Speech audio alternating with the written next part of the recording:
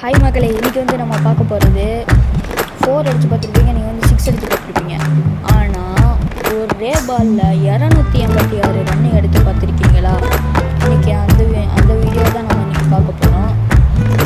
ஒரு நாள் வந்து முன்னைய காலத்தில் வந்து விக்டோரியா விசஸ் ஆஸ்திரேலியா மேட்ச் நடக்குது. அதில் வந்து விக்டோரியா வந்து ஒரே பால் அடித்து இது மரத்தில் போய் சிக்கியிருக்கு. அந்த பால் வந்து ஆஸ்திரேலியா பிளேயர்ஸ் எல்லாம் பால் கணக்கு தெரியல அப்படின்னு சொல்லிடுங்கன்ட்டு அம்பையர்கிட்ட சொல்கிறாங்க. ஆனால் அம்பையருக்கு பால் நல்லாவே தெரியுது.